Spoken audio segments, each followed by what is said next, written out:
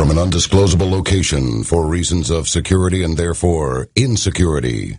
Cometh the hour, cometh the mothership, that is, Coast to Coast AM. We'll just set her down gently, set her down gently. All right, there we are. Good evening, everybody. John B. Wells in with you for the night. I hope you've had a good week. And tonight, we have a program I think that you will like. We have brought back from just 2 weeks ago, Douglas Dietrich. He'll be with us for the first hour. That's son of a sailor. He has some interesting perspectives on the Vietnam conflict. And not only that, he is a great proponent of an official National Day of commemoration for those who served that long, long war. He will give us some insights on many things, including what year the first American life was lost there, which will give you an idea exactly how long that conflict lasted. I got into a slight little twist last time when I was mentioning the Vietnam conflict. Between 73 and 75, we left largely in 73, but it was officially over in 75. That's when Saigon fell, and so anyway, Douglas will clear us up on that. Then, the remainder of the show, Dr. Tim Ball. He is a renowned environmental consultant and former professor of climatology at the University of Winnipeg.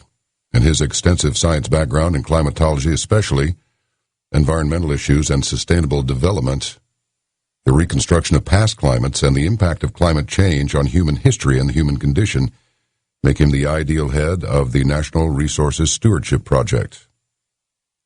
He works on other things, water resources, pollution prevention, environmental regulations, the impact of government policy on business and economics.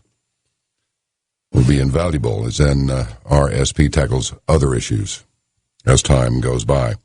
Well, the earthquake that was predicted to occur earlier in the week did not happen, but that does not mean that it will not happen. Several students, full-time students of earthquake behavior, are still, if they miss it by a day or two or a week or even a month, it's no big deal, but this is supposed to be a big one. Some have said somewhere up around Alaska. Some have said down around New Zealand. So in the end, they're tracking it with the best data that they have, but all intelligence is well, it's never unambiguous. It's always subject to a little wiggle room. Eric Holder is in a little bit of hot water, as much as he will allow himself to be in. Major news networks, as well as Representative Blake Farenthold, and they're taking to the airwaves to discuss how is it that this information about Fast and Furious lay upon his desk for 10 months. So he either did nothing about it or did not do his job. I'll tell you a quick story. I can't remember where I heard it. But Stalin was about to pass on into the next world, and he summoned Khrushchev to him. And he handed Khrushchev 2 envelopes, marked 1 and 2. He told Khrushchev, if you get in trouble, open the first envelope. If you get in trouble again, you open the second envelope. Well, the first problem came up, which involved the Berlin situation, and he had to open the first envelope. And on the paper was written, blame it all on me. And so he did. Then the Cuban Missile Crisis came up sometime later, and he opened envelope number 2. And inside, there was one sentence, which read, make out 2 envelopes. It may be time for Mr. Holder to make out 2 envelopes, because I don't think anybody gave him 2 envelopes. Otherwise, I think he would have taken a hike by now, but then again, that's just me. I said it many times, and you've said it too, that the Internet is probably the greatest tool for learning and knowledge and information gathering on this planet. Absolutely unsurpassed for gathering information. However,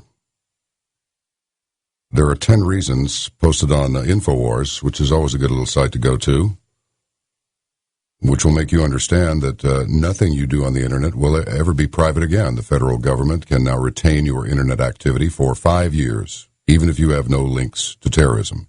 Potential employers are demanding to see your Internet activity. Law enforcement is watching you. Government agencies are watching you. The White House is watching you. Truth teams, they'll be scouring the internet for any rumors that are not true as the presidential election comes closer. They're monitoring and recording all talk radio. Hi, for anybody uninvited who's joining our program in progress. Hi, we're watching you too, just so you know. Foreign governments are watching you. We are all being encouraged to spy on one another on the internet. Your ISP is watching you. Your internet service provider is watching you. And the NSA is watching everyone and everything. Don't you feel better about technology just every minute? All right, then. Check the Coast to Coast website. You should always check the Coast website, coasttocoastam.com. There's a lot of interesting stuff on there. Some fantastic artwork by Bill Hoflich. Naps News is there. And, of course, you have an opportunity to become a Coast Insider. And for all of you who have done so, as the radio landscape shifts, you have shifted with it. And we thank you very much for that. That will ensure that there is an uninterrupted flow of non-mainstream media material. Think of Coast to Coast as an oasis of rational thought, hidden in the desert of vacuous content and opinion. All right, we'll be bringing on Douglas Dietrich in just a moment, so cinch down and mount up. The Caravan to Midnight leaves in 2 minutes on Coast to Coast AM. You know, many of us lost someone in the Vietnam conflict, so this is going to be a little bit sensitive for some. Come on onto the bridge, Douglas Dietrich, and let us set the stage for our talk tonight, because there's a lot of heartbreak still over Vietnam and the people that were lost there. Yes, and I really thank you for allowing me to address this issue with the American public, because it really needs to be addressed, because we're going through kind of a replay with the wars that we're going through now, and I want the American public to be aware of the fact that Vietnam is actually the norm when it comes to the American way of war and the American style of conflict. World War II, which was a big mobilization war with a lot of involvement with logistics, was very much the exception to the rule. And World War I was also an exception in terms of an expeditionary force on the European continent. But the main majority of America's struggles have been Vietnam-style conflicts, going back to the American Revolution, which was America's longest declared war, 8 years long. And at that time, we were the Viet Cong. And we were fighting the British Empire with what many would consider a dirty, unorthodox, unconventional form of guerrilla insurgency. And we won ourselves our independence. And going up through to the Vietnam War, there was the Plains Indian Wars, and they were very much the precursor to Vietnam because there was no strategic points to be taken. Basically, all the American Frontier Army could rely on was body counts, which people would read about in papers back in the big cities, and they fought their way to the Pacific, and it was very similar to Vietnam in the sense that many of the Indian resistance fighters would cross the Mexican border, or they'd cross the Canadian border, and thereby the Frontier Army couldn't follow them because that would be a violation of boundaries and treaties with other sovereign nation states that the United States government recognized federally. And so as a result, you had this precursor all the way up through the Philippine insurgency to Vietnam itself. So this has very, very much been the norm of America's type of warfare. But Vietnam was by far the longest war we've ever fought, longer by a decade than what seems to be our now infinite war in Iraq. And because it started in 1945 on September 26th, when during unrest in Saigon, the first American death occurred. It was an OSS officer, meaning Office of Strategic Services, and his name was Lieutenant Colonel Peter Dewey, and he was killed by Viet Minh guerrillas. And this was right after he had just filed his report stating in his opinion that the U.S. ought to clear out of Southeast Asia. And you're absolutely right. That's what this holiday has to deal with, is our ultimate withdrawal from Vietnam, which was March 29th of 1973. You know, And Douglas, it's a hell of a thing because we're divided into, it seems like, about three segments. yeah, You have the people that stay home watching their loved ones and their friends go off to these wars. You got the ones that actually do go off to the wars, that are actually in the stuff, yes, you know, getting hurt, getting killed. yes. And then you got these Prague politicians that are up there orchestrating it all. And so that's why I wanted to talk to you very much, particularly about the commemorization of Of the entire the end of it. But good Lord, man, this is really kind of a tougher line to try and stay balanced on than I thought it would be, because of all the emotion involved between the politicians who don't care, like Lefty said in Donnie Brasco. A guy you don't know sends you out to go kill another guy that you don't know. Yeah, and we're supposed to find nobility in that somewhere. yeah, if there's a nobility to be found, it's to be found in this. And this is one reason why this holiday needs to be commemorated, to keep it in the minds of everybody, because this was, whether we consider it casual or symptomatic of American decline, this truly was the defining moment in American history in a way that World War II was not. What people don't understand was that we still had the draft, which was ongoing from World War II, and people responded to that draft. And these were working men that responded to it. And there were, of course, about maybe 20 or 30 American women who died in service in Vietnam. But the overwhelming amount of in those days was that this was a man's war, and men were answering the call. And these were middle-class men. And this is without resorting to some Marxian tactic of creating a sense of class conflict or warfare. Very much what you had was an upper class or a wealthy American elite which did not respond to that call. What Americans don't understand in this day and age is that at that time, the wealthy avoided the draft, and they could do so through their connections, and they did what they had to do to go on leading their normal lives.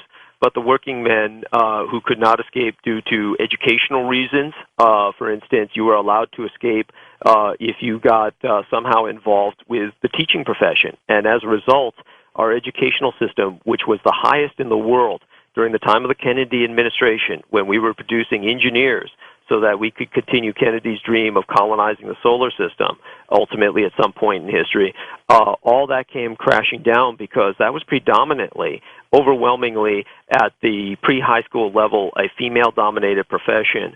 But a lot of misguided liberal professors thought that they would save a lot of young men from the battlefield, so they invited a bunch of draft dodgers in to teaching positions at the lower levels, pre-high school levels, kicked a bunch of women out of the school system. The end result was you had a bunch of young draft dodgers who didn't know how to teach, who were teaching kids.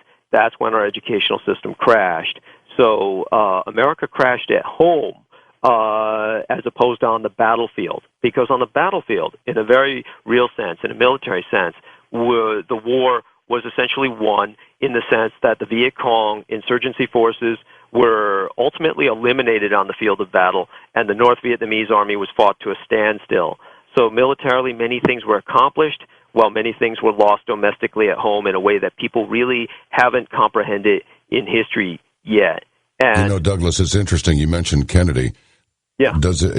I can't have escaped your notice that actually Joe, the oldest son, was lost in World War II. He was the one that Joe Sr. wanted to groom for high political office, maybe even the presidency. Yes. John was actually his second choice, and just a few months after John Fitzgerald Kennedy was assassinated, into Vietnam we go. Do you see the black hand there, or what? I do.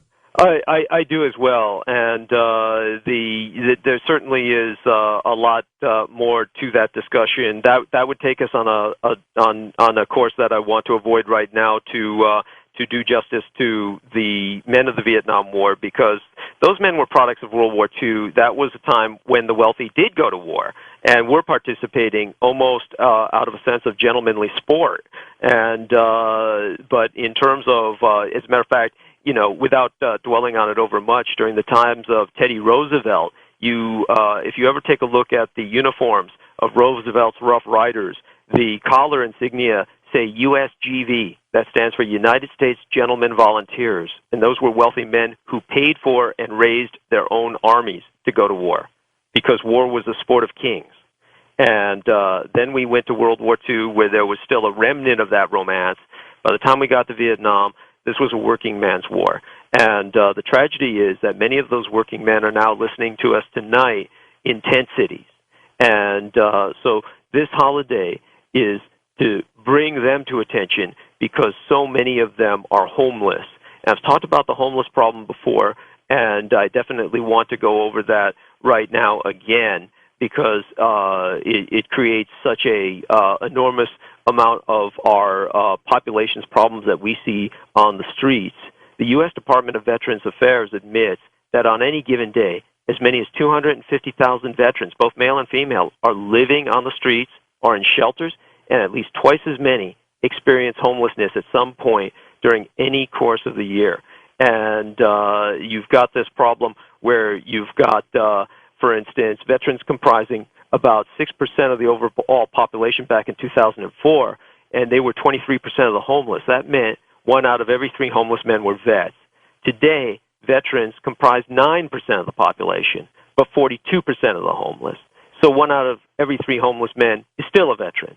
And essentially half, 46% of homeless veterans, are my age. That's 45 years old or older, compared to 20% of the civilian homeless. That's because they're Vietnam vets, the overwhelming majority of them.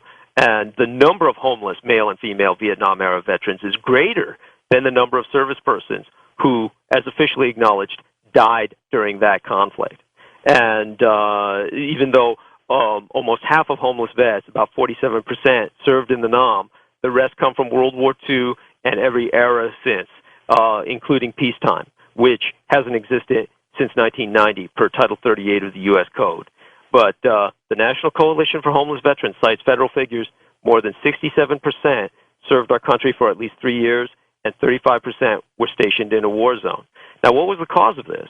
What was the cause of this was that in 1947, when America was demobilizing, the largest demobilization in the history of the world from World War II, then what happened was they basically said that we've got to keep men re-enlisting. And since they won't re-enlist, what we're going to do is we're going to make them re-enlist by making them unemployable in the civilian world. So they instituted what was known as an SPN, a separation program number, on the DD-214, totally unknown to veterans. This was a cryptic code that had over 500 choices, and all of these over 5,000 choices were overwhelmingly negative. And the CO, our commanding officer, had total capricious whim, free hand, over everyone's record as to which one of these codes he would apply. And between 1947 to 1974, during that entire period of time, because we pulled out of Vietnam in 1973, then the Pentagon was forced to officially admit to the SPN code and their slanderous secret program, mass defamation program against the majority of their own soldiers, and they were pressured by Democratic Congress to get rid of it. But veterans discharged during the 47 to 74 SPN period still have that marker on their DD-214 to this day. And just to give you an example of what a fraction of what those SPN codes stood for, and by the way, potential employers knew what these were, and they came on every type of discharge: honorable, general, dishonorable, other than honorable. And what would happen would be that job applicants who were vets were required by law to make their DD-214s available to potential employers, and those people in turn would ask the Pentagon or look up the codes in lists that had been published in obscure, unclassified military documents. But employers were well aware of what each code meant, especially at the corporate level, even at the mom-and-pop level. And but you know what they meant were as follows: admission of homosexuality or bisexuality, alcoholism, antisocial, desertion, bedwetting, criminality, drug use, financial irresponsibility, indebtedness, obesity, pregnancy, that was used on women obviously, disloyalty, subversion, schizoid personality, national security risk, concealment of arrest record.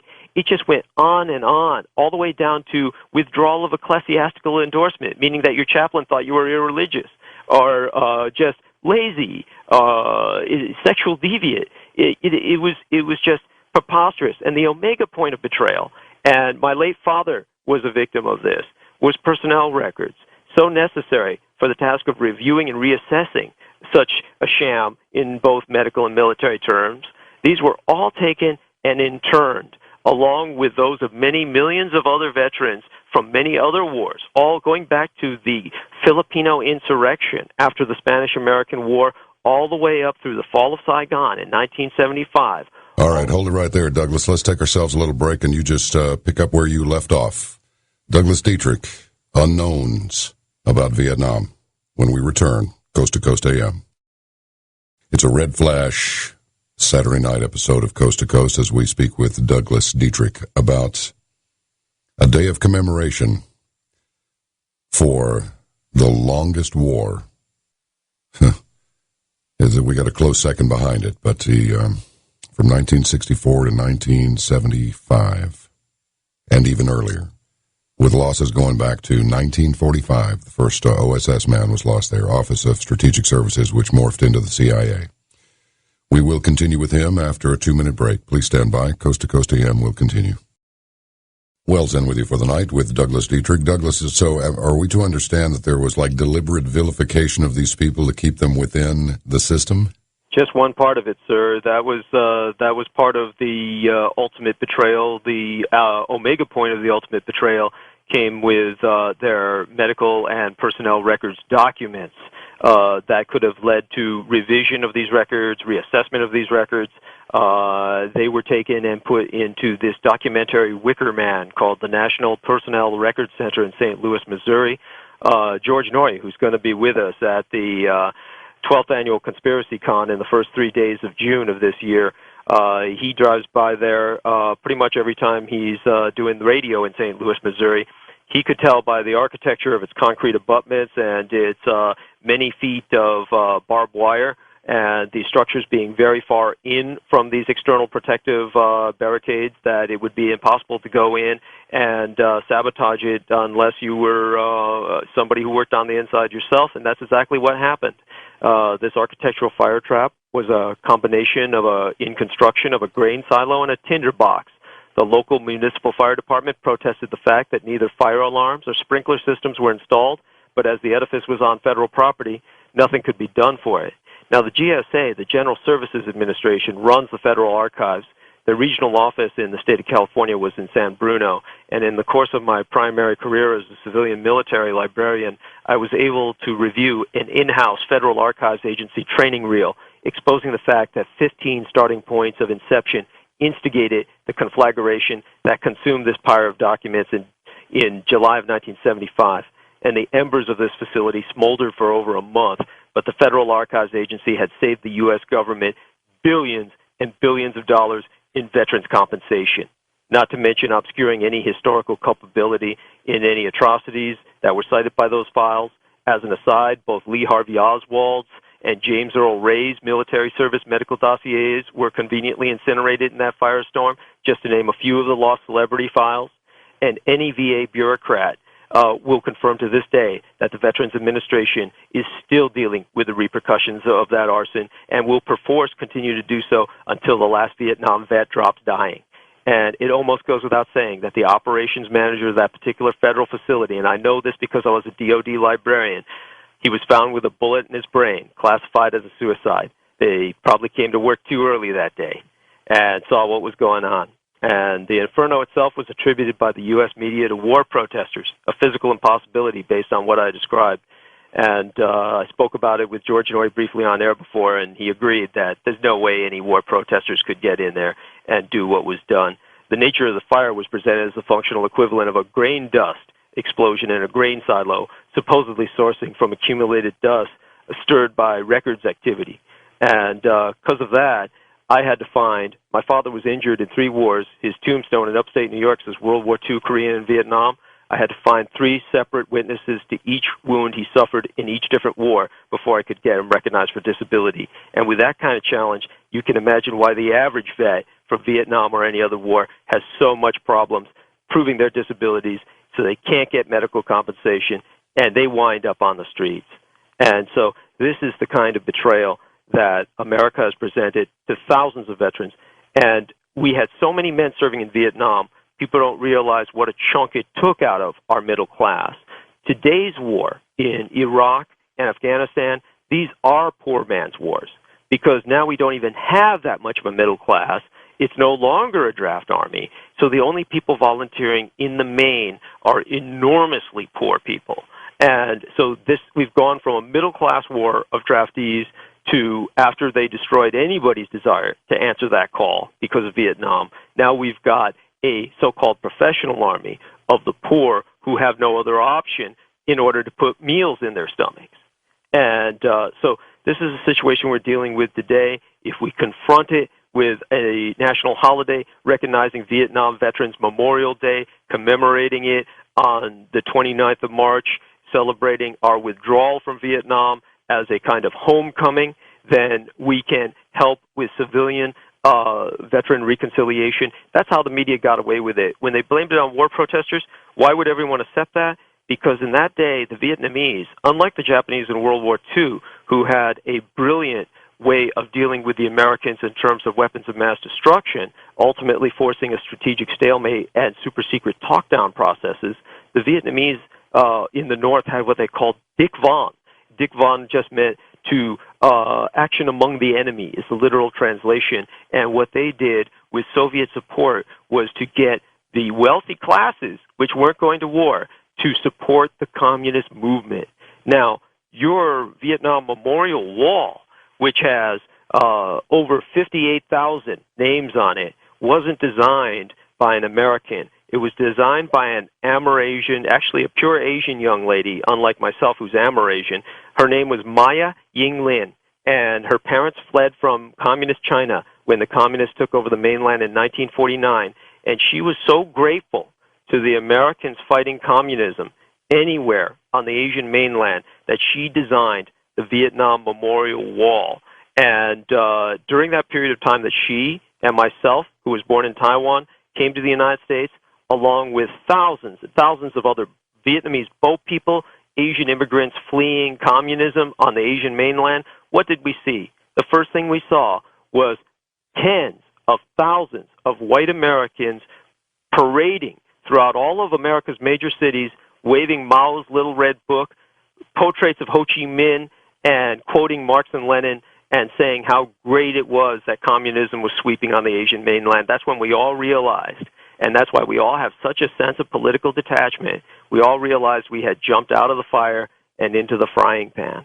And Well, how about when everybody marched into the Olympics? That was Mao's picture over the door to the big Coliseum where the games were held. Yes, yes. And it was very much, at that time, America, as I said, won the war on the field. Don't make no mistake about it. There were at least 50 battles lost in Vietnam. But overall, the American Army, and especially the Marine Corps, had a stellar record in the combat field and accomplished their objectives per their orders. However, what happened at home was more than a disgrace. It was essentially a communist takeover. And it becomes more and more apparent with each and every passing day. And I think that that's what we have to contend with in the future. This is why recognizing this day is so important, so that we can fend that day off, if not permanently, then at least for a generation longer by keeping that memory alive. Whenever we're fighting about history, we're fighting about the future. And it's only thanks to men such as yourself making this possible that we can do this and help bring it to the attention of people in the United States. The other issue is the veterans that we abandoned overseas, which would be the prisoners of war.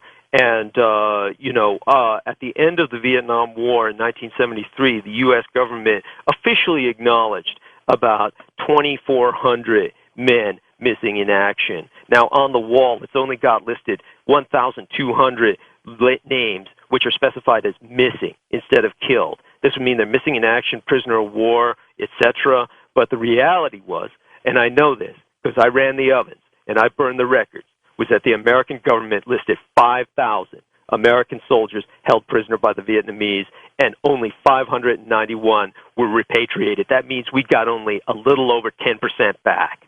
And so a lot of people are familiar with the money game behind it. Lieutenant Colonel Stuart Harrington, who worked on the POW MIA issue, dealt specifically with the North Vietnamese and the People's Republic of China from 1973 till 1975, from American withdrawal till the fall of Saigon. And they were quite adamant and open with telling him that U.S. POWs would be returned when the reparations that Kissinger promised to the North Vietnamese were paid. And so that payment, of course, amounted in the billions of dollars in terms of reparations. And the Senate voted 88-3 roll call vote to indicate that aid to North Vietnam would be impossible. And if you ask me, with all of the money that we spend on so much of everything else, we should pay that money to the Vietnamese government today, even if it's just to get bodies back, just on the principle of it. And so that's something that I'm hoping that the American public can be galvanized into again, even though it's far too late for so many of them. As someone who's of Asian background, has Asian connections, I can tell you there were Japanese Buddhist missionaries, monks who were captured by the communists and thrown into prison camps.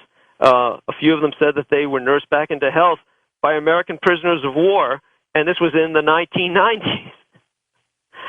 And that's, this is the kind of nonsense that they tell this on the news in Asia, but you don't hear this here.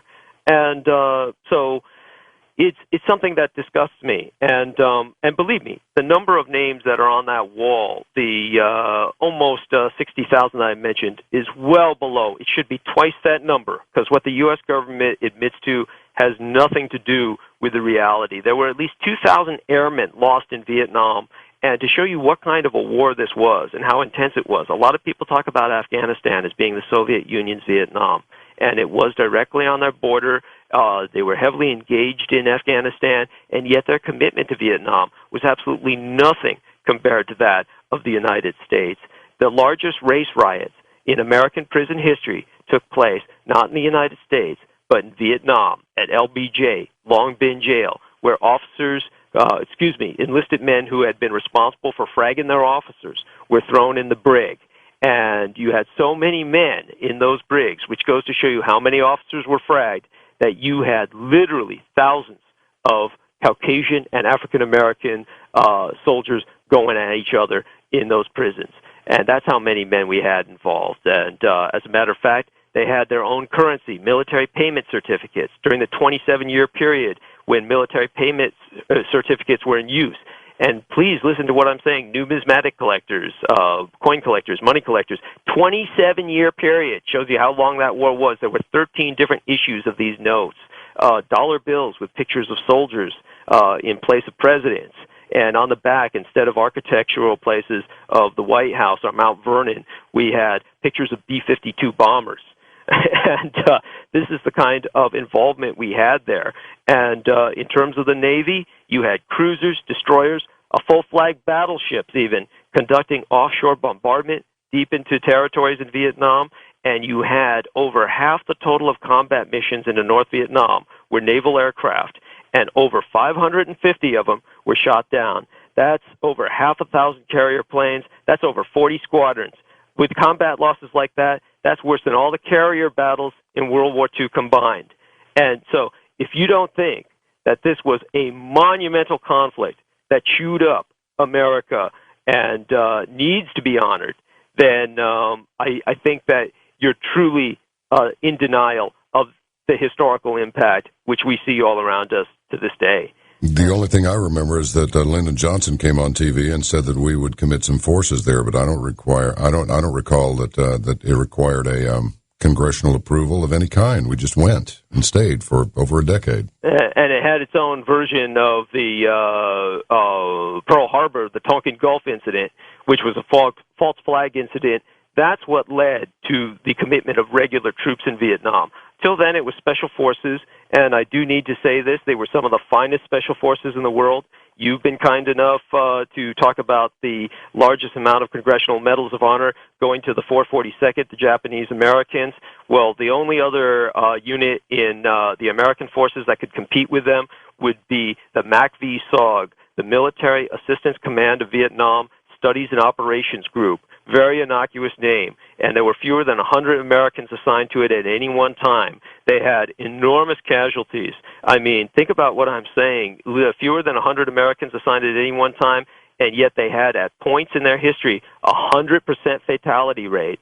But for every one of them that died, they killed at least 150 enemy troops. That's how incredibly committed and well-trained these men were. And almost nobody's heard about them. And but to just finalize this with how connected Vietnam is to our history, a lot of people don't understand this, but I've talked before about the Japanese staying on the Chinese mainland till 1949. It's important to emphasize that at the end of World War II, 4,000 Japanese troops joined the Viet Minh, led by Lieutenant Colonel Makuyama, who was later killed in action fighting the French. And these troops included the Kempe Tai, the Japanese military secret police, or their version of the Gestapo. And as a matter of fact, they all served as technicians, trainers with the Viet Minh, and in combat. The entire Japanese 51st Mountain Artillery Regiment, some 900 strong, provided the core around which the Viet Minh would build their first artillery units. So there were also members of the German Asian version of the Africa Corps, which was the Orient Corps. They also became part of the Viet Minh Foreign Legion. This was because East Germany became an ally and accepted many Vietnamese immigrants. There's little Saigons all over East Germany. And, never heard of such a thing. No one's ever said anything. I've never heard anybody say this except for you. Ho Chi Minh adopted one of these Nazis who took the name of Ho Chi Long. So this was all a continuity of World War II. Very important to remember that. It's very much hidden from history like so much else. And in the end result was we got to a point with the fall of Dien Bien Phu, which started on March 30th. Keep in mind that March 29th here is March 30th in Pacific Asia because of the international date line. And what had happened was with Dien Bien Phu, the enormous French garrison, about 10,000 French troops surrounded by 40,000 Viet Minh at the time, the French appealed to the United States to use atomic weapons. And thus was born Operation Vulture. Chairman of the Joint Chiefs of Staff, Admiral Arthur Radford, Vice President Richard Nixon, Secretary of State John Foster Dulles, all organized it, came up to Eisenhower, and they got 2 aircraft carriers, entered the Gulf of Tonkin. B-29s were readied at Clark Field in the Philippines. Elements of the 3rd Marine Division were placed on alert. 100 aircraft were involved. 5 U.S. servicemen were captured by the Viet Minh at Dien Bien Phu. They became the U.S. prisoners of war in the Vietnam War, the first U.S. POWs. And in terms of all this, Eisenhower, when he was presented with all this, and they said, we've got to drop 2 or 3 atomic bombs to relieve the garrison, he said, what the hell for? It didn't work on the Japanese. He knew exactly what I've been talking about before on Coast to Coast AM, and he didn't want to... Well, you know, and Douglas MacArthur said, don't get involved in a land war in Asia. It's a bad mistake. All right, we're down to 2 minutes now, my friend. So tell us, what can we do in furtherance of this commemorative day? Write your servicemen. We've got a few days before March 29th. Write your representatives, your congressmen, your senators, whoever is your representative. I beg you to do that, and then we can get the ball rolling. I mean, there's nothing else better we can do than that. It's supposed to be a participatory democracy. If we participate, we can get this happening. I'd also like to take advantage of this time to invite you to join us for an on-site live feed broadcast from the lobby of the Santa Clara Marriott during the first 3 days of June at the Conspiracy Con for 2012. George Norrie's going to be there. Brian Sussman's going to be there. They need no introduction. Neither does John B. Wells. I'm hoping that this will be an opportunity for them to meet you. Once they find out how intimidating you look, they may be reluctant to call in the future, but at least we'll get that started. And please, go to my website. I talk about such things in my DVD package. We're going to sell them till we run out of our current run of DVD sets. We're offering towards this end 2 DVDs for the price of 1 at douglasdietrich.com, www.douglasdietrich.com. All the information you need on ConspiracyCon will be there as well, the schedules for it. You can look it up or Google or search engine it. As for a personal appearance, I'll be speaking at the 2012 Summit. Please look that up on my website this Saturday, May 12th of this year. I'm really looking forward to the Super Soldier Summit. It's going to be in Marin County. We can't give the location of the exact venue to anyone for security. We'll put the word out. Buy the ticket. We'll put the word out, brother. Thank you for coming on the show. We'll be talking again soon. Douglas Dietrich. Always an unusual perspective. Always good. This is Coast to Coast. Stand by. Thank you, Ross Mitchell. One can judge from experiment, or one can blindly accept authority. To the scientific mind, experimental proof is all important, and theory is merely a convenience in description, to be junked when it no longer fits. Or in other words, climate is what you expect. Weather is what you get. And both of those quotations are from the great science fiction writer Robert A. Heinlein, Starship Troopers, Stranger in a Strange Land, Glory Road, and others.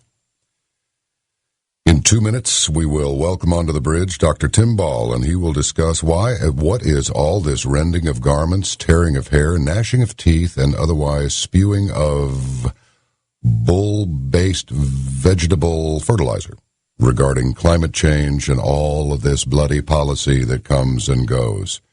All of these forums that are called only to be snowed out when we return on Coast to Coast AM. Please welcome onto the bridge Dr. Tim Ball.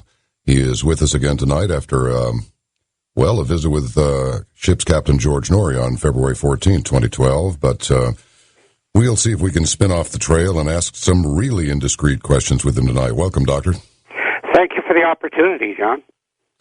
Thanks for coming back on the show. Say, what is all of this? I think I might have said rending of teeth and gnashing of hair. I might have got it wrong, but nobody seems to. We're coming up on an election here.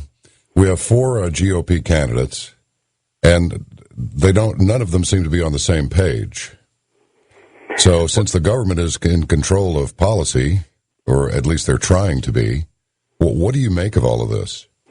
Well, of course, it's not surprising that the 4 GOP candidates don't know much, and as you said, they're very diverse in their views. I mean, Newt Gingrich sitting down with Nancy Pelosi, and you'd think they'd have completely opposite views on it, but they didn't. Santorum seems to have some grasp of what's going on with the climate science, but it's typical. I mean, one of the problems is that it's a science issue, and it's been made a political issue, but the politicians don't, for the most part, don't understand the science. There are 1 or 2 that have caught on to what's been going on. Senator Inhofe recently came out with his book on the deception of it, but generally that's part of the problem, that the politicians don't understand, and therefore they tend to either shy away from it or take a political approach to it. But of course that's a problem because the whole of climate science has been hijacked for a political agenda. So we just end up with a mess of pottage, as they say, and of course the public are left confused.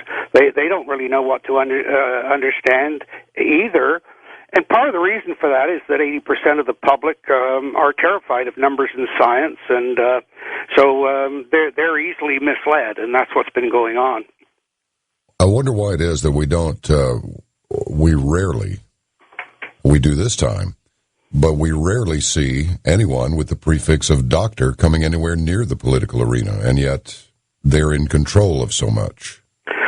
Well, of course, yes, the idea that ideas coming out of the ivory tower can have enormous influence in society and can be misused as well. But you've got two problems going on right now as far as I'm concerned. You've got some scientists that are going along with the political agenda of climate science to achieve, control. But you've also got an awful lot of scientists that themselves don't understand, because one of the problems with climate is it's a generalist discipline.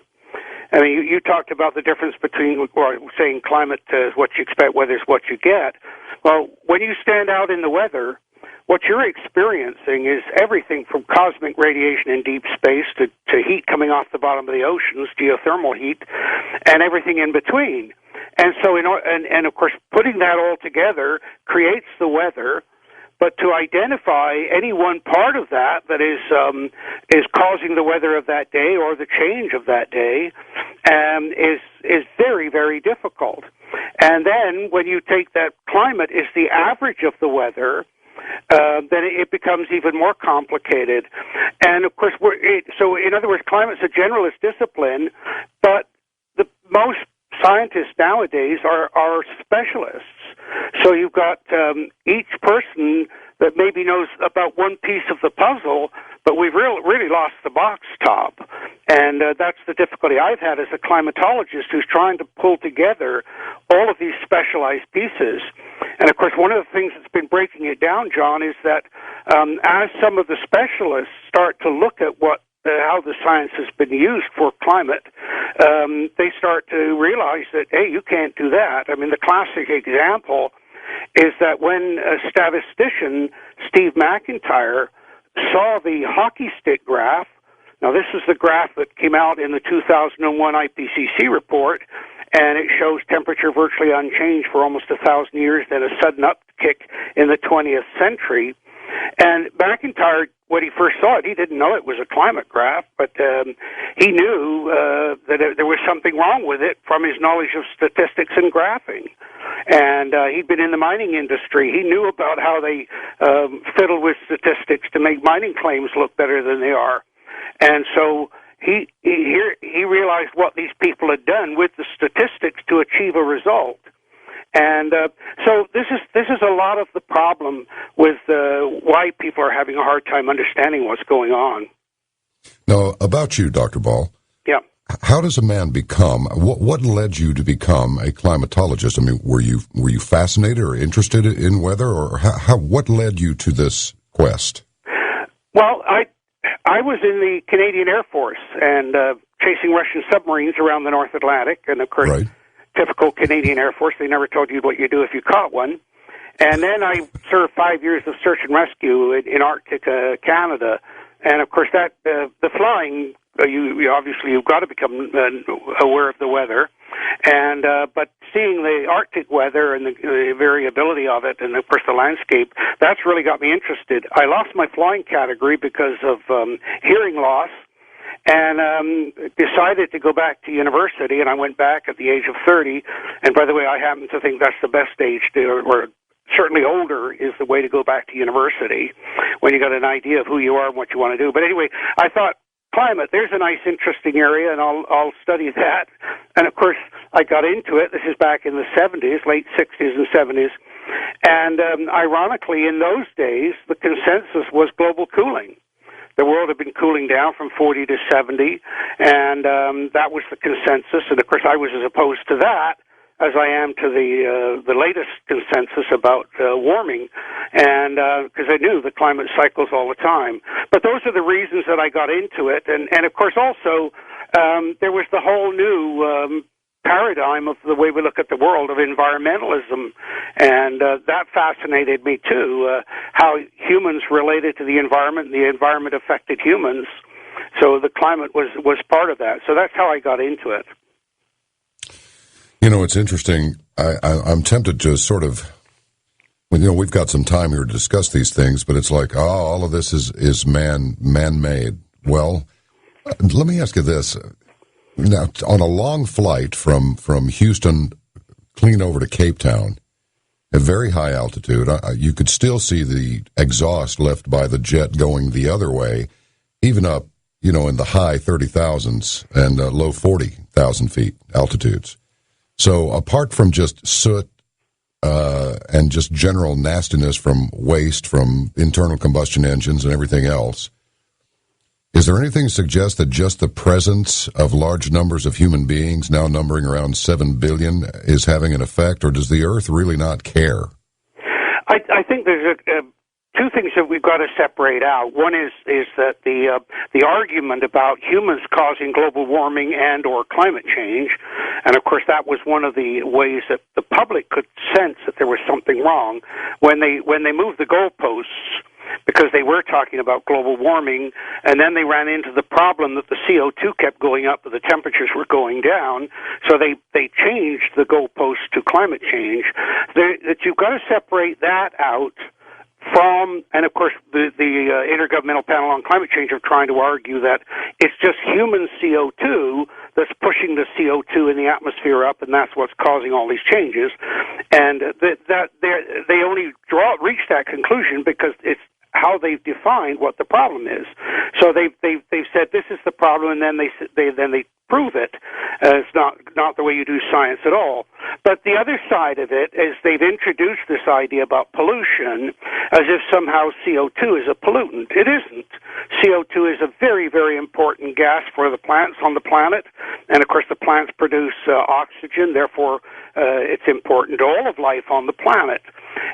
But the pollution is a different issue.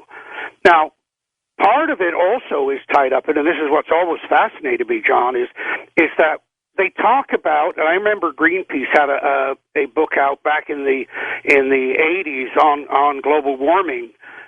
Professor Leggett out of Oxford was the editor of it, and they said CO2 is added to the atmosphere naturally and unnaturally. And I said, well, what does that mean? What does that statement mean? They say, well, it's added naturally. Oh, that unnatural stuff, that's what humans add. Oh, so what humans are doing is unnatural, does that mean we're unnatural? And, of course, your comment about the 7 billion, you didn't imply it, but that's the implication a lot of people get from that, is that somehow whatever humans do is unnatural and wrong, but we've got as much right on this planet as all the other animals do. Now, and then by the way, that's why you still see, as part of the overall and larger debate that's going on, the whole evolution thing. Richard Dawkins, God is dead, and all that. That's all part of this same argument about whether humans are natural, whether they should be on the planet or not, what they do is unnatural, and so on.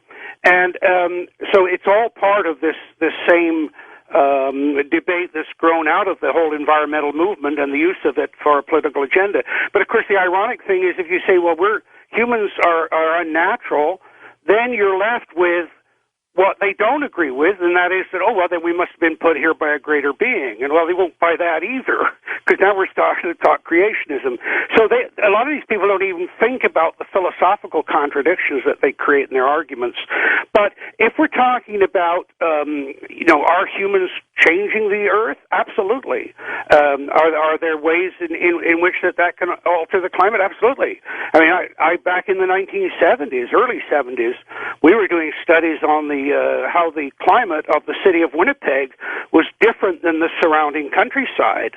And it's now reasonably well known as the urban heat island effect. And so, humans have an effect just like any species does. I mean, have you ever seen a chunk of the forest when a herd of elephants go through, as an example, or the changes that a beaver creates when he builds a dam and flood a whole valley? How does that impact the other animals living in that valley? So this is all part of this larger debate. The driving force behind what is going on with environment, with climate, it goes back to Malthus in the 18th century, and he said that the population is going to outgrow the food supply. Well, that's turned out to be wrong. But that idea was picked up in the 1960s by something called the Club of Rome, and there were the first computer study, a very simplistic one, and of course the computers are not that much more sophisticated today, but they produced a book called Limits to Growth, where they simplistically said, here's the population, and here's how it's going to increase, and therefore it will exhaust all the resources. So they took the basic Malthusian idea that we're going to outgrow the food supply and said we're going to outgrow everything. And that's why you hear them talking about things like peak oil. And, of course, then what happens? They suddenly discover a whole lot more oil, so we're not at the peak anyway. And then they're also now, by the way, starting to talk about peak water, because that'll be the next environmental scare. But the Club of Rome were the ones that really were at the heart of this. And of course, they wanted to stop growth, development, industrial growth in particular, because the argument they made was that the exhaustion, or the rate at which we're using the resources, is dramatically increased by industrialization and development, particularly as it was manifest in the United States. And so this is what's behind all of this. But they needed to pick. They wanted to find, and you can read them in their 1974 book, Turning Point. They wanted a vehicle to scare the people and to convince them that we were just destroying the planet and we better change our ways. And incidentally, there's some interesting connections here, John, because the work on population in the 60s and early 70s was done by Paul Ehrlich, the population bomb. Some of the listeners will know about that. Yes. He was publishing articles with a gentleman by the name of John Holdren. And, of course, John Holdren is the current science czar for President Obama. And so the whole population issue is still there. Another sort of interesting connection was that there was a conference in Cairo, Egypt in the 1990s on world population, and the keynote opening speaker there and the U.S. representative was Vice President Al Gore. So these names keep popping up. But the key comment, the key person in organizing all of it was Morris Strong. And Morris Strong, I'm sad to say, he was a Canadian fellow who came out of Oak Lake, Manitoba, and I've talked to people that were in school with him, worked with him, and worked for him. But he went, at 15, he went down to the U.S. and did very, very well as an industrialist, made a lot of money, but decided that the money and the industry was evil, and as so many of these people do once they make the money. And so he was a member of the Club of Rome. He made the statement about 30 years ago that the problem for the planet are the industrialized nations, and isn't it our responsibility to get rid of them?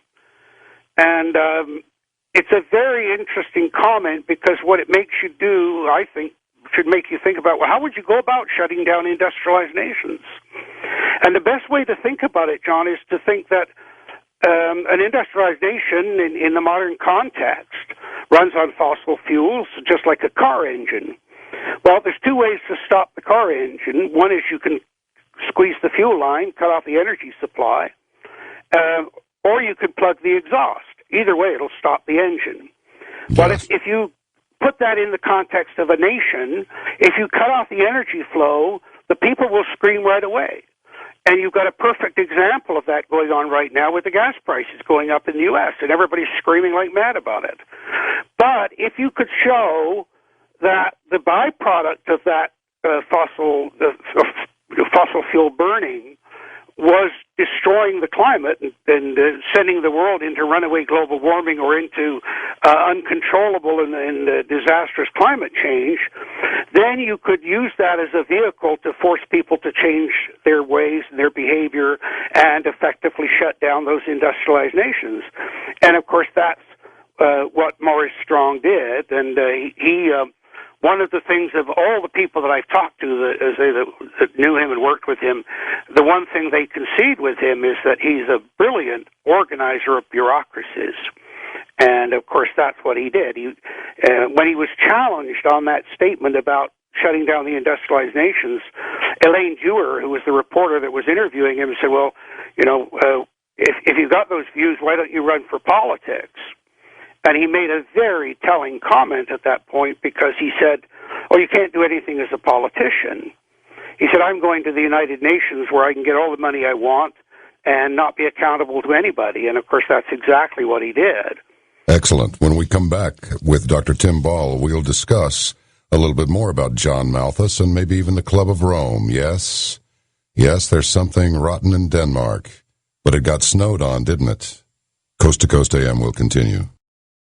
Thanks, Ross. I don't know why, but sometimes I just get the feeling that everywhere I look, there's some sort of conspiracy, particularly if it involves a government. We started off with Douglas Dietrich tonight, and now we're with Dr. Tim Ball, and isn't it funny? The things that they have to bring to our party with a small p, not a capital P. We'll get to the party with the capital P later. It all seems to have a common thread running through it. That there really are great unseen powers that just manipulate us this way and that way, and we look over there, look at all that noise. Look, the noise is coming from over there, so we all look. It's like walking out on the street, and one person looks up, and pretty soon several people are looking up, and in the meantime, somebody's running off with the jewels from the jewelry store back there, while the jeweler stands out on the sidewalk looking up into the sky. It's unbelievable. But I got to tell you something, folks. You know, we use that word folks a lot. We've used the word folks just a whole lot since 2008. Folks is folks, so we're all folks. How about this one? We're building a communist organization to be part of the forces, which will build a revolutionary communist party to lead the working class to seize power and build socialism. Bernadine Dorn, Weather Underground, 1970s Pentagon Air Force women's bathroom bomber, SDS activist, wife of William Ayres, just a neighbor of, well, take a wild guess. And then John Malthus. Oh, boy. We're not going to make it. Human beings are just a plague upon the planet, need to go away. You know what I say? I think we can say this on the air, can't we, Dave? Bollocks. We'll continue with Dr. Tim Ball as we explore the mystery of climate change on Coast to Coast AM. John B. Wells with you tonight with Dr. Tim Ball. Dr. Ball, is this true that in the do you know of this first a report entitled The First Global Revolution? This goes back to 91, published by the Club of Rome, which is a globalist think tank whose members have included leading American politicians such as Henry Kissinger, David Rockefeller, and Al Gore, as you mentioned. The following statement is found in Searching for a New Enemy to Unite Us. We came up with the idea that pollution, the threat of global warming, water shortages, famine, and the like would fit the bill. Is such a thing even possible that if someone were actually able to conceive such an idea, why would they be silly enough to put it into print? And if they were, how stupid are we not to have picked up on it and exposed it? And if we have exposed it, why is there no reaction to it? Well, part of the reason is because we don't listen to what people write. We don't pay attention. And the classic example, and I used to tell my students about this. Most people, when they're younger and they're setting out what their ambitions are going to be in life, they write books about it or articles about it. And the classic one is Hitler published Mein Kampf. And what did we do in the West? We banned the bloody book. And yet he told us in that book exactly what he planned to do if he ever got power. And so, that's why these people can put these things out in full view and get away with it.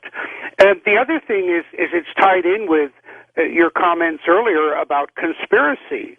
They've thrown this term out there as a distraction. Oh, don't listen to that guy. He's just a conspiracy theorist.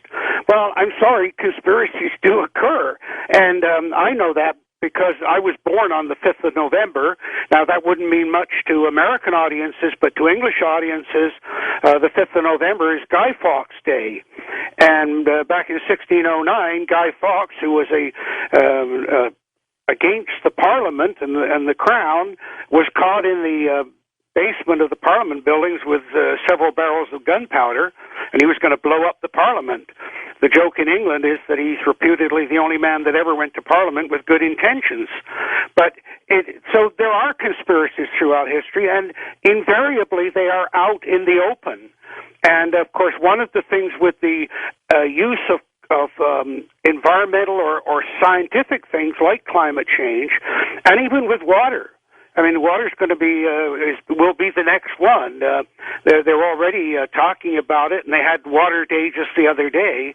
But people don't understand the science, so they can very easily fool them. And the other thing that they do, John, is very quickly, the minute that anybody dares to speak up about it, they're immediately isolated. They're immediately branded and attacked with personal attacks, the what's called ad hominems, and the ones against me. Oh, well, he's paid by the oil companies, when I've never received a nickel from any oil or energy company. But you put that out on the internet, then people Google me. Oh, yeah, he's paid by the oil companies. Don't trust him.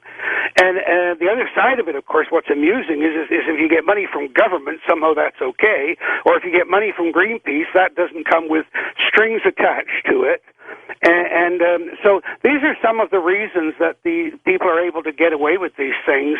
And as I said, for the most part, people are just trying to survive from day to day. And so these things are sort of going on for them somewhat in the background. But eventually they blossom out. And, of course, we're seeing now, and one of the reasons we talked about the CO2 becoming the focus, very few people know that it's less than 4% of the total greenhouse gases. And yet it's become the focus. It's become, oh, yeah, you buy a car, it only produces this much CO2, and industries are being threatened with shut down by the EPA because they produce too much CO2. What they're doing with the CO2 issue is like you talked about with the magic. Oh, look at this hand over here. Keep an eye on the CO2. Oh, by the way, in the meantime, what we're doing is putting in place rules and regulations and control through the bureaucracies until suddenly we can come in and we can shut anything down on the basis of environment. Now, just give you an illustration of how this works. This year, they're having the 20th anniversary of the 1992 Rio Conference, which, of course, was organized by our friend Morris Strong. And at the Rio Conference, they brought in what was called Agenda 21. This was a whole strategy for how you're going to have a world government that would run the world in the 21st century. And they put in place a set of principles for Agenda 21. And as I said, they're having another meeting this year. It's called Rio Plus 20. But here's one of the principles that they put in place for that meeting in Rio. Principle 15 says, in order to protect the environment, the precautionary approach shall be widely applied by states according to their capabilities. Where there are threats of serious or irreversible damage, lack of full scientific certainty shall not be used as a reason for postponing cost-effective measures to prevent environmental degradation. Now, this is what's called the precautionary principle, and it's a favorite one of the extreme environmentalists, and you hear it all the time. Well, and it was sort of implied in some of your questions about, well, aren't humans polluting? And aren't we doing these changes? And maybe we should act anyway. Well, what they're saying in Principle 15 is they're saying, no, don't worry about the science. You don't need the evidence. Just if you think there's a threat, then act on it. Well, who's going to decide when it's a threat and at what level? These people are, or they'll come along and say, oh, well, water's a serious problem. We're going to come in and take total control of the water, and we're doing it to save the planet, and we know what's good for you. And that's the mentality behind that precautionary principle. And there it is, built right into Agenda 21 in the 1992 Declaration. And, of course, behind it was our dear friend Morris Strong. Tell us about him a bit. Well, Morris Strong, as I said, was he came from a family that, by Canadian standards, would be considered socialist. His sister has been a Marxist, openly declared throughout her life, and he left the family farm at the age of 15, and as they went to the States, became a very successful industrialist. But he's very, very good, as I said, at not only in organization of bureaucracies and systems, but also very, very good at getting people involved with his plans. Now, one of the ways that he did it was early in his career when he ran the Power Corporation, which is one of the big sort of corporations, overarching corporations that's into all sorts of things. He hired Paul Martin Jr., who later became the Prime Minister of Canada, and of course through that and through all the other contacts, he got to know pretty well a lot of powerful people, and you see that in the list of people in the Club of Rome, and of course that's why he was so easily able to do what he wanted to do, and that is go to the UN and get a position at the UN. Now, I understand right now he's in China. He's been there for a few years, and the story is that the U.S. government want to arrest him for his involvement with his son and Kofi Annan and his son in the oil for food in Iraq crisis. And there was a story recently that he wanted to come back to Canada for his 85th birthday, but they basically said, if you show up, we'll arrest you. But his organization, and the reason that they used the UN, of course, was that he set up the climate change program. The Intergovernmental Panel on Climate Change was set up through the United Nations Environment Program, and it was very, very carefully designed with a premeditated objective. Now, the IPCC is the Intergovernmental Panel on Climate Change. He organized it through the World Meteorological Organization. And the reason that was done was because that meant then that every weather agency in every country in the world is involved. And they're the people that nominate who will serve on the Intergovernmental Panel on Climate Change, and of course they control it. That way, he has control of the weather bureaucracies in every country in the world. So NOAA, for example, have been very much involved. The Environment Canada. In fact, the Assistant Deputy Minister of Environment Canada chaired the first meeting of the IPCC in Villach, Austria in 1985. So all of this was orchestrated to achieve the goal of controlling the message that was going to go out about weather and climate through the bureaucracies. Now, of course, if you're a politician and a scientist at NOAA says, well, Mr. Politician, here's what's going on, who are you to challenge it?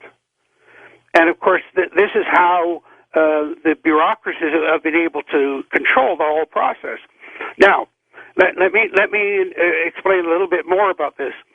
John, I used to think that the idea about commissions of inquiry were superb ideas. You know, there's a fight going on, people are disagreeing, and the government come in and say, oh, we'll have a commission of inquiry. And I used to think, well, wonderful, finally get the politics out of the issue. The very first commission of inquiry I got appointed to was actually over water. It was at a lake in Manitoba. They were fighting over it. And the government said, oh, we'll have a commission of inquiry. I'm put on the commission. Well, that's when I learned how it happens, because we got the definition of the problem and the terms of reference under which we looked at the problem. In other words, the government, through the bureaucracies, limited and directed our research. And I went to the chairman, Mr. Duncan, at the time, and said, Mr. Duncan, if you don't go to the government and tell the government to give us access to all of the information, I'm going to go to the media and say, our hands are being tied. We couldn't even get the data to begin to define the problem. And yet they wanted a solution. Well, that wasn't what they wanted. What they wanted was to shut it up and push it aside and not have to deal with it from a political perspective. Now, to give you an idea of that, I remember a few years ago, before he died, Chief Justice Warren, who was appointed to the Warren Commission to look at the Kennedy assassination, and the interviewer said, well, Mr. Warren, why didn't you look at the mafia connection in Dallas and Jack Ruby? And Warren just said, it wasn't in my terms of reference. Now, that's wasn't in my terms of reference. Yeah. You see, that's a comment. As soon as I heard it, I knew exactly what he was saying. But for most of the audience, it wouldn't mean a thing. And you talk about conspiracies. Where are the biggest conspiracy theories then over the assassination of John F. Kennedy?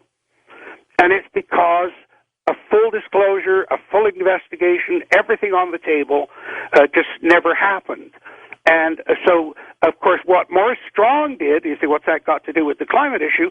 Well, when Morris Strong, he wrote the definition for climate change. And everybody thinks, oh, no, the Intergovernmental Panel on Climate Change, the UN, are looking at all of climate change. No, they're not. They're looking at only human causes of climate change. And that is extraordinary. I mean, that should be a banner headline somewhere. Well, it's in articles I've written, and I've spoken about it lots. And now they claim in the most recent report that they changed that, but they couldn't change that because the reports are building one on the other. And when you look at the agents of forcing, now that is, forcing is something where if you change it, it causes a change in the climate or weather, and the ones they look at are very, very limited, and so they narrowed the search to focus on humans and focus on human CO2, and they did it by their definition of climate change. And of course, as I keep telling people, you can't possibly determine what effect humans are having if you don't know how much the climate changes naturally. And so, like I mentioned about CO2, well, they say, well, we know how much CO2 is in the atmosphere. No, they don't. And the other greenhouse gas, water vapor, which is 95% of the greenhouse gases by volume, we can only estimate within 20% how much water vapor is in the atmosphere at any given time. So when you start to even break down even the simplest things, you can expose what they've done and how they've been able to fool people. And of course, the few of us that tried to practice science as it should be practiced, that is, all scientists should be skeptics, what did they do? They called us global warming skeptics. Well, yes, that's what a scientist does. But for the public, the term skeptic has a completely different connotation. Oh, it's somebody who doesn't believe in anything. You know, they're just skeptical about everything. You know, well, sorry, no, that's a contrarian. That's a different issue. But this is how they've played with the games and played with the words and been able to fool everybody, or virtually everybody. Well, we're still using catalytic converters on our cars. Yep. What's become of sulfur dioxide, the old SO2? I mean, what sort of content do we have that? You said it's about 4% for carbon dioxide? It's slightly less than 4% for carbon dioxide. The other one is nitrous oxide, methane. The four major greenhouse gases naturally are water vapor, 95% by volume, CO2, less than 4%, methane is about 0.013, I don't remember the numbers right off the top of my head, nitrous oxide is even less. And of course, you see, one of the things that they do is they create these magical indexes. For example, I remember when methane became the focus, and it became part of the agenda to get rid of cattle. Oh, the cattle are producing methane, it's destroying, it's part of global warming. What they haven't told you is that methane has been going down for the last 17 years without any government legislation at all. And so you mentioned about the sulfates. That became an issue because every time a problem arises, they come up with some sort of fix. And I can't say it's an explanation, it's just a fix. Remember I mentioned earlier in the program, John, we were talking about how from 1940 to 1970, when I got into climate, the consensus was cooling. Yes. Well, they've tried to argue, well, it wasn't a consensus. Well, I know it was. In fact, the CIA spent millions of dollars on research on the impact of cooling on world food production and social unrest and how they'd have to deal with that as an agency. And I knew Bill Dando at the University of North Dakota, who got a $2 million grant to study. He was an expert in world wheat production, and he got $2 million to study how reduction of world wheat would have an impact. So I know that it was the consensus. But the idea of, as I say, the cooling, this was a problem for them. Because we're looking at the graph, and people like Anthony Watts and Richard Lindzen and Fred Singer and a few of us that were daring to raise questions said, well, hang on a minute. You're saying that the increase of CO2 is causing an increase in temperature, and it's human CO2 that's causing it. Well, the increase in the production of CO2 by humans was most dramatic after the Second World War. Unbelievable. Tell you what, Dr. Tim Ball, let's just pause for a minute here. We'll take our news break and so forth, and we'll come right back, carry on with Dr. Tim Ball, and we'll find out what's up with the UN and what happened to that bunch in East Anglia and other things that put weeds in very unpleasant places on the anatomies of the Guardians. This is Coast to Coast AM. And I would say that some of you who are sending in emails in support and some who are slightly argumentative also qualify as wild things, as does our guest tonight, Dr. Tim Ball. It's very, very interesting. This is a very sensitive subject because I have to tell you something. Nobody likes it when it goes left-leaning, and nobody likes it when it goes right-leaning because, as I have said many times, and I will continue to say